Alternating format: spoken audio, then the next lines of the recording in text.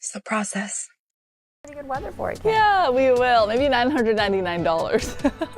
I don't know. That could be your intro to the hot dog eating contest, maybe, if you do well on that. This is what I'm tracking weather-wise. We are still dealing with some patchy early morning dense fog. That's just a result of all that increase in the humidity. Did you feel that out there yesterday? I certainly did. It made for a pretty toasty afternoon with those temperatures getting warm and not having any rain-cooled air. It definitely starts to stack up.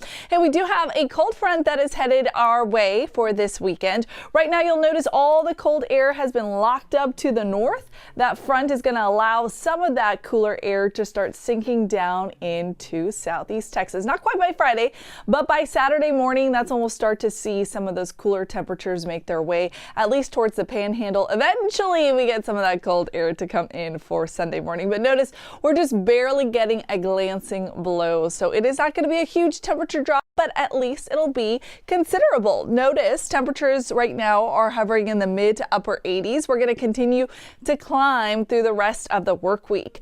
Average high for this time of year, just so you know, it's 76 degrees. Behind this front will be much cooler and much closer to that. So we'll be in the upper 70s. I think some of us do max out at around 80 degrees for a high temperature Saturday, but hey, that's still better. And there will be lower humidity, which will feel a lot better. It's short-lived. Temperatures continue to climb next week into the mid-80s. Live look outside, and I wonder what that flashing light is. I wonder if they're still doing, is that the train? Anyway, 68 degrees right now. We're up by 2 compared to this time yesterday, and you saw those dew points are in the mid-60s. That's the measure of moisture. It is getting really sticky out there, and so factor that into our high temperatures this afternoon, and it definitely feels warm.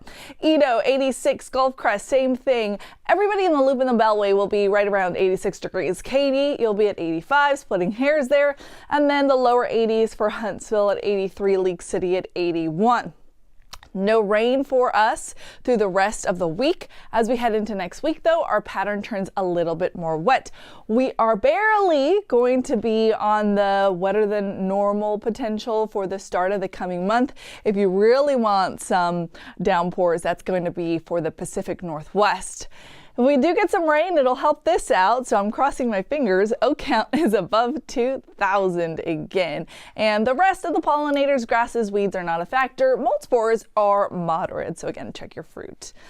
7-day forecast, Jen, shows, well, we've got a record-breaking or record-tying day on Friday before we get to that front on Saturday that will turn us breezy. Oh, you put us in the 78 marker. I know.